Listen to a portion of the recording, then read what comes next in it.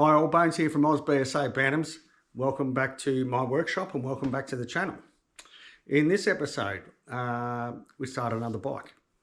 So the bike that we're going to be doing might not appeal to a lot of you, but it certainly appeals to me, is a 1980 Z250 Kawasaki road bike. And I'll just grab, and the reason is this, which was my first road bike. So I've got one which I'm just about to bring in and make a start on it. So I don't envisage I envisage a fair bit of work, but everything's basically there. There's only a couple of things I've got to hunt down, but I'll get online and start looking. But first of all, we've got to push a bike in with flat tyres, so that's going to be a job.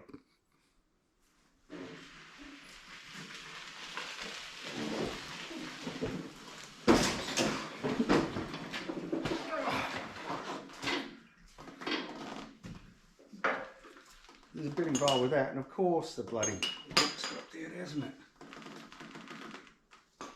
Always the way.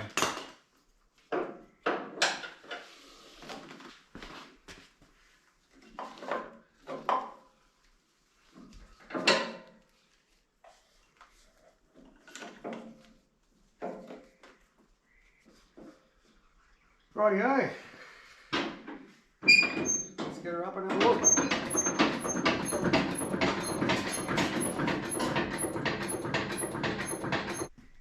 Alright, this is what we're starting with.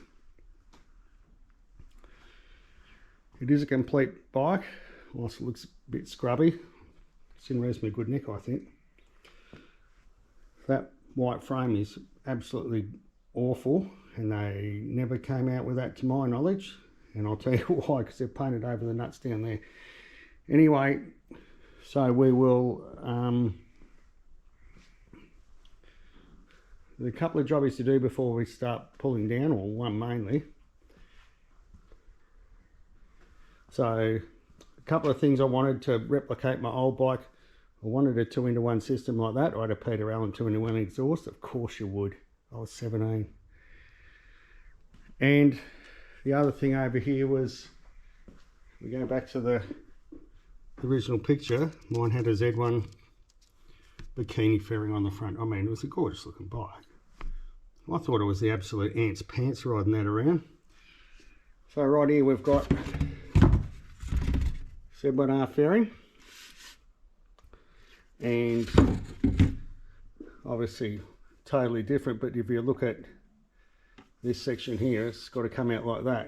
And this is why I printed off this picture, is to go out around the what do you call it, the indicator, and you can see the mount there coming back to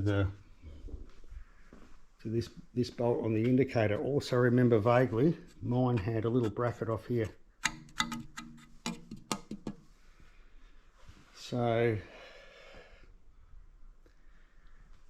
I'll have a bit of a play and make a start. The next thing I'm going to do actually is walk down the front shed, because I've got another bikini fairing there, and I'm wondering if the tinted bubble on that would actually fit this. So I'll go for a wander down the front shed and have a look. So what I'm doing now is trying to match this curve. So I went down the front shed.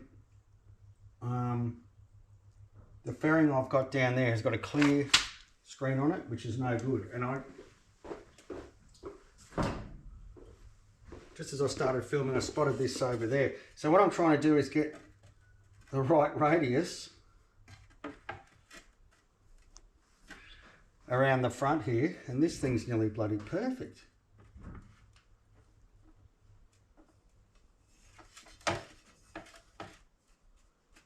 God, you wouldn't credit that.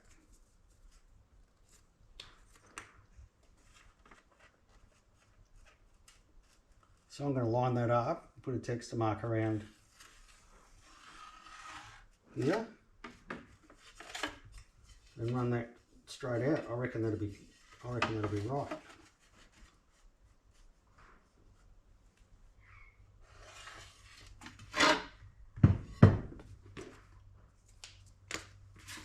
I mean, all I've got is this picture from I'm trying to see on the back of the motorbike, if it's got a P plate on it, it'll be 1983 and 4.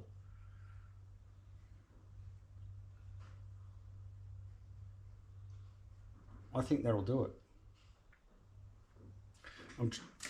Obviously I'm trying to scale distances off here to here and from that line down to there, but I think that'll be pretty close. And we'll give it a go. We'll cut it out and give it a go.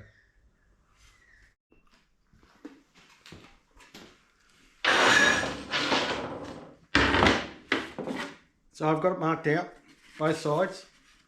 Very happy.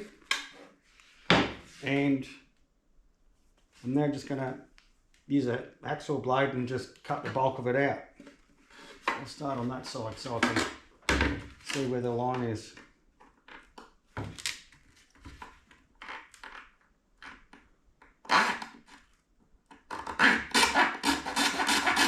Right, it's too rocky. I'm going to get something to sort of stabilise it a bit, I think.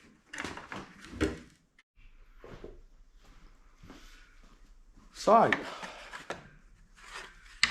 we've done the initial trim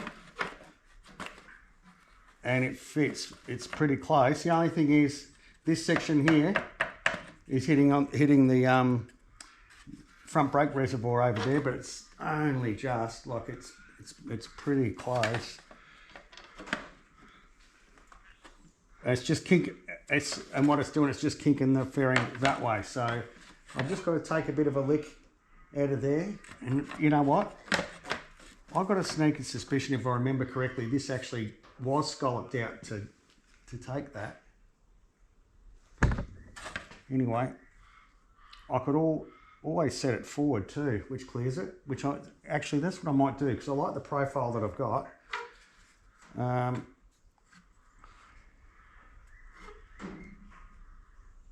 Yeah, that's clearing it.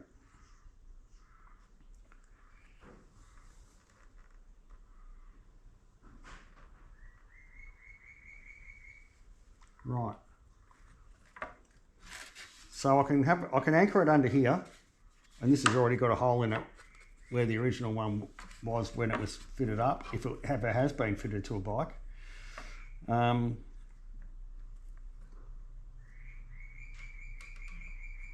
If I centralise out and just having a look and just, if that comes forward, it's got about 1/4 inch clearance there.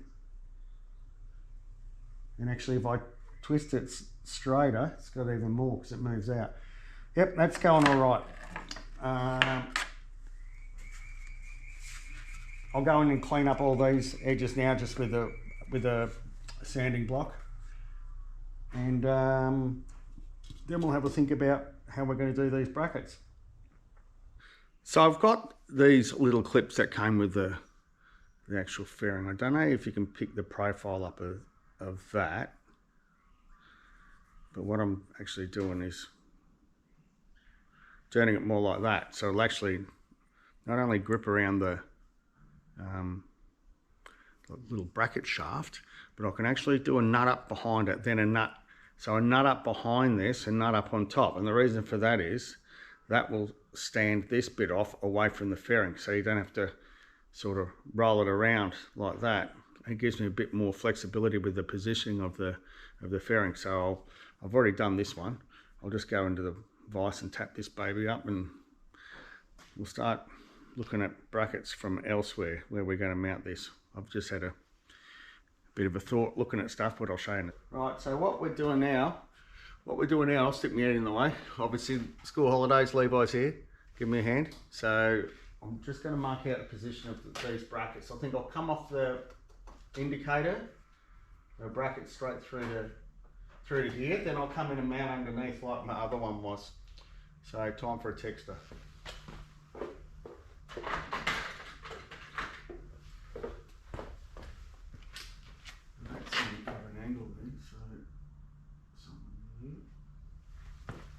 Which is the centre line of the nut. It's the centre line of that nut there. Something like that. Alright mate, you can take her off. Very good. Right, so from this Oh, here we go, clacking things. This indicator mount is where I'm going to mount my fairing from, right here. And the old one was as well. But what I'm going to do is actually flatten the end of that out, or attempt to. So if I get enough thickness in there to be able to flatten it out, to have enough thickness left in it, and then drill a hole in it and use that as my bracket. Then that way I can just bend it up and down to get my angle, rather than have it sliding through brackets and things like that. So we'll go around the other side and do a bit of blacksmithing.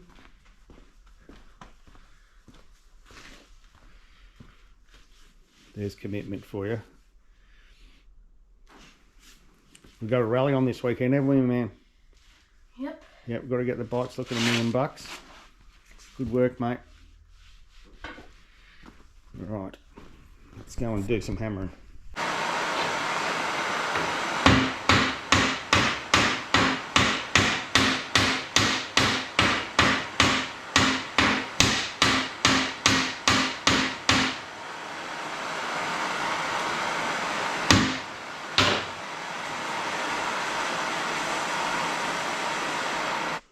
So I've just marked out where my holes are going to go to mount my fairing up. I'm just looking for some grommets. I'm sure I've got packets of grommets here somewhere. I'm sure I've got grommets. Oh, here they are. So what I'll do is select some suitable grommets. I've got fairing panel screws here, and that's about what I want, because what I'm going to do, just looking at the diameter of these,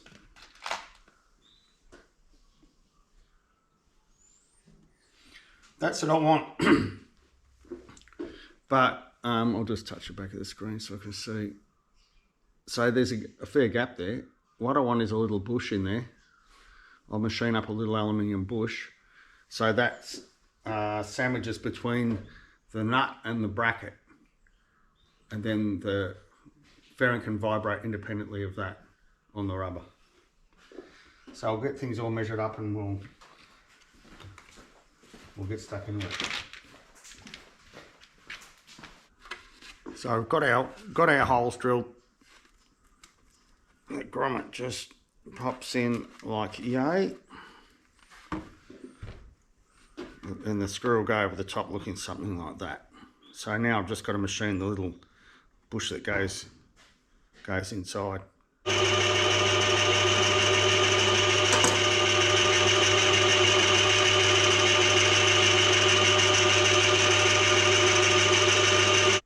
This is our grommet in, and these are the little bushes I've machined up to go in.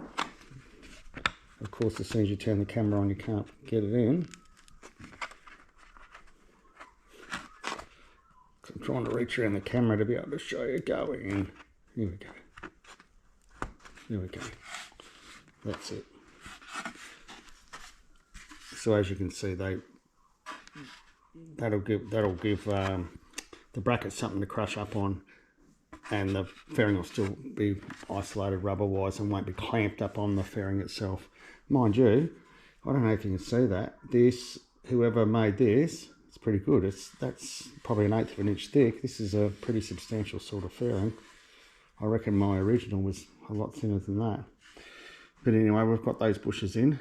Now it's time to go on to that, the bracket over there, and drill some holes in that, some clearance holes. So we've just drilled our pilot holes, and I'm going to get enough skills to turn the drill on. I'll drill the clearance hole for the 6mm bolts that are in the indicator mount.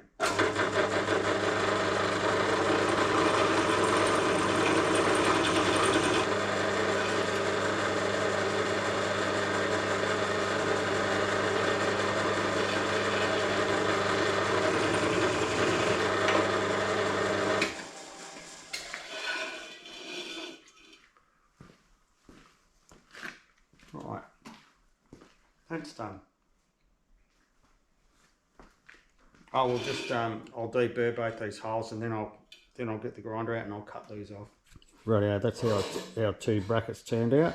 I've just radius soft both the ends in the lathe, drilled out. We're going to go for a fit up pretty soon. But first, little man over there has made us a brew. It's time for smoko, isn't it, mate? Mm-hmm. You're already here tucking into that banana bread, aren't you? Good work. So there's the initial setup with the bracket mounts and that in, and as you can see, we're just sitting up a bit high by, I would say, 5 to 7 mil, somewhere around there. So it just means that these brackets here just got to have a little bit of a bend down on them. So I'm actually pretty happy with the initial fit and position. I've got movement where I can slide the fairing in and out, obviously with the brackets, but I just need to go back to the back here and just bend that little flat down that I hammered onto the support rod there. So we'll go and do that. Now that's looking better. That's actually all bolted up. I just haven't got the bracket underneath here. It gives us alignment up the back here for clearance for our brake reservoir. I've just got to work out a little bracket system under here. Well, maybe I don't. I can maybe drill through that. There is a little bracket underneath here. I think I'll be able to drill through, and I might actually do that and put a spacer in. It might be far easier. Get Levi to hold it in position for me for where I want it.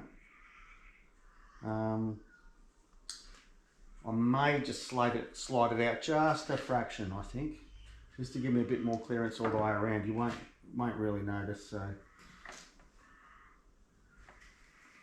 yep, going well.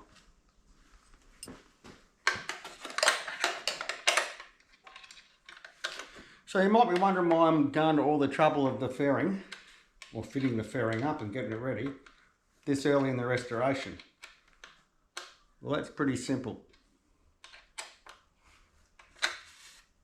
I can't do it when the bike's disassembled, can I? So this will have to go off for painting as well as the other bits. So I want all this done before I send things off to paint. Plus, all the attachment hardware and everything has to be zinc plated. So get it all done now, set up, then I can just do the full strip down of the bike and carry out the rectification work that I've got to carry out and prep the things I've got to prep for paint. First hiccup of many. Handlebars are in the wrong position. They're just been rolled back, and I don't like it. I sat on the bike. I should have realised it, which is a bit of a bugger because it's going to play a bit of havoc.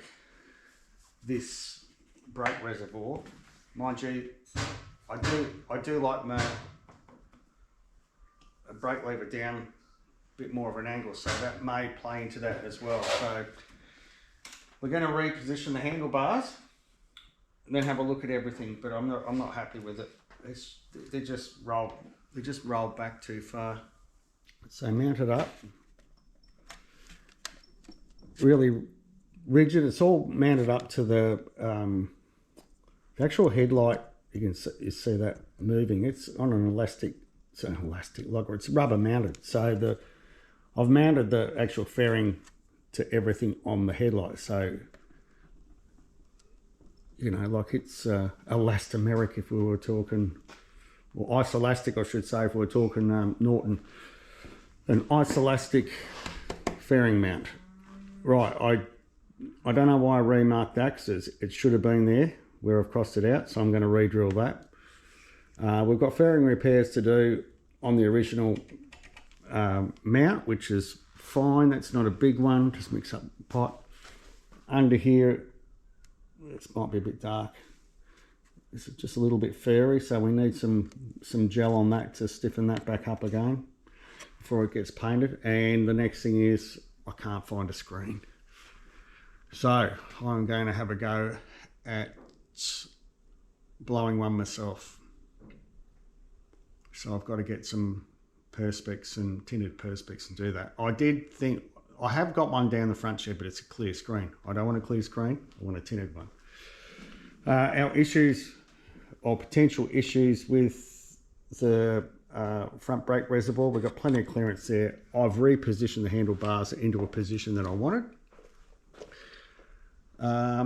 So that's a success. What I'm going to do, and I won't film it, I'll actually take this bracket off, redraw that hole, straighten that out a bit and fit it back up. This little screw under there, it's a bit of a prick to get in. So there's a bracket that runs through here, and I've actually got a piece of plate and it's just sandwiched on it. So, and it can't come forward because the plate's actually got a lip on it like that. So it's over the lip, pushing against the lip, and that's, I'm really happy with that.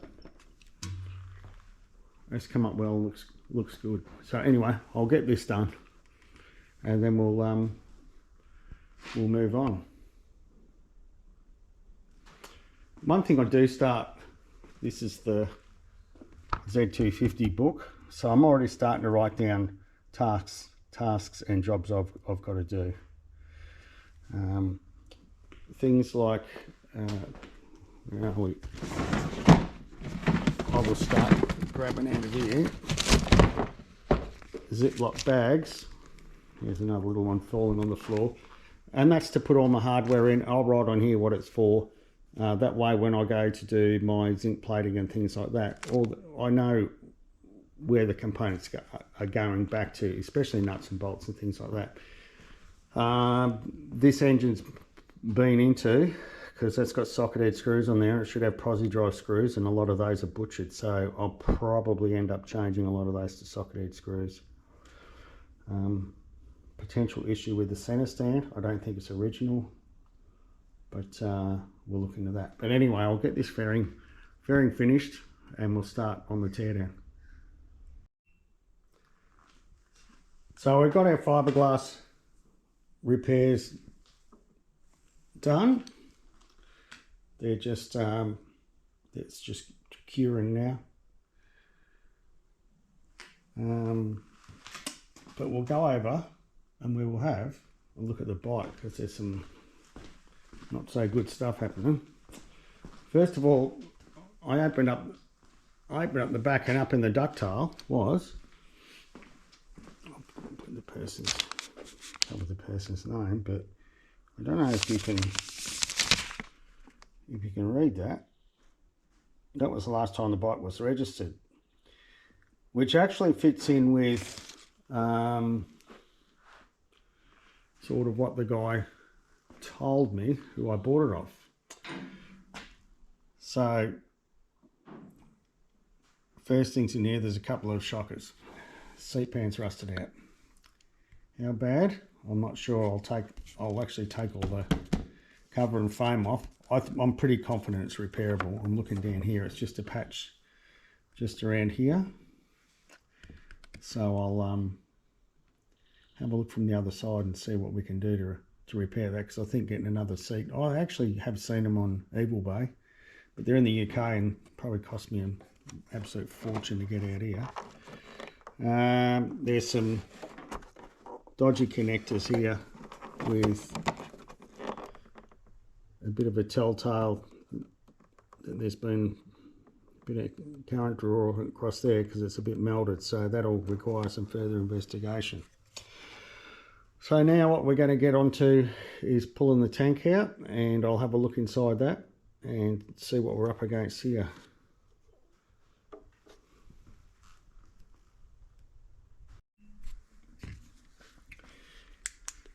So I've got the tank off. I don't know whether you'll be able to see in there, but it looks in pretty good condition. It's a very, very light surface rust on it, which will come out with vinegar. That'll be fine. So there's no water in the tank, and the bottom of the tank, which you won't be able to see, looks in excellent condition. So happy about that one. Right, one of the next jobs, and possibly one of the most important jobs, is taking a heap photographs of where all your cabling goes, where things mount, where like cables route through, all that sort of stuff before you tear it down. So you've got a reference to be able to go back and be able to put everything back in the place it was supposed to be in. So I'm just going to go around and I'm going to take a heap of photos, cabling in here and that sort of stuff. And as I start taking covers off, I'll take more photos.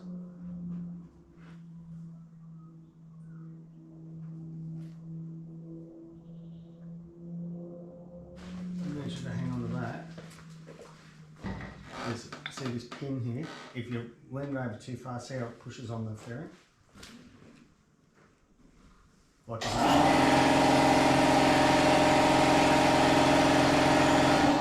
Yeah, if you fire it back too far, it'll hit the fairing. I'm just going to knock that out.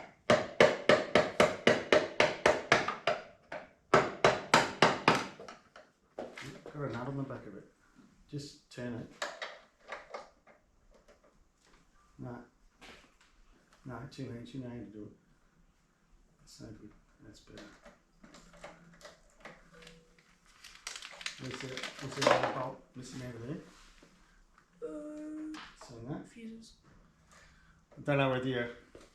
Mine didn't have it, but this has got the original little rubber holder to hold 2 spare fuses just in the back of the frame here behind the battery. Is that another screw? Yeah, I've got that one.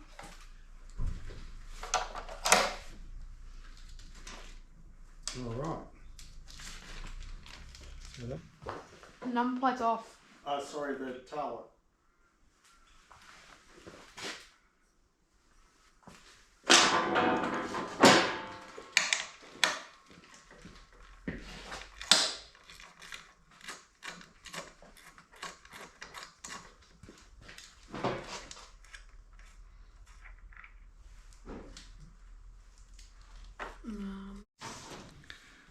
So little man's just packing up a battery charger and I think we'll call it a day. So we've sort of got up to this stage,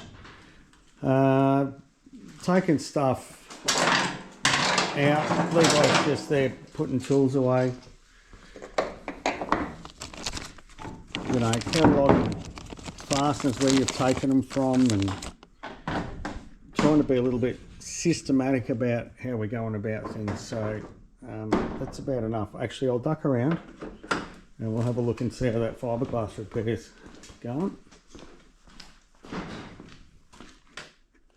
And it's going good. It's going really good. Oh yeah. So that'll a bit of a light sand for that and some sorry about that. A bit of a light sand on that and that'll be fine and dandy, blended back. I'm pretty happy with that. In fact, I'm really happy. So that'll work out well. So, I really hope you've enjoyed this video and the start of the series on the Z250 Kawasaki. We've got a ways to go yet, but we'll get there.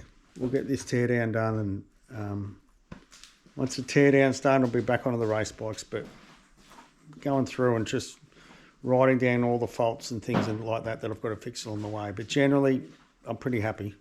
The bike's not too bad. There's a couple of niggly little things like the seat being rusted out. Yes, I can fix that and I will. Chain guard appears to be a little bit of an issue as well. It looks like it's been possibly repaired or came loose and went into the chain. Thanks, Levi. Bring it over here. So yeah, somewhere in here where this bracket is. Hang on to that for me, man. Somewhere where this bracket is that mounts up. Just don't think it's right. Yep, as Levi pointed out, the shocky spring's hitting that. And it looks like it's been... There's a gouge out of there. Yeah, you're right. I just think it's gone over in the chain at some stage. But anyway, we'll have a look. Might even try and source another one and see how we go. So from Bones and... Levi. At AusBSA Bantams,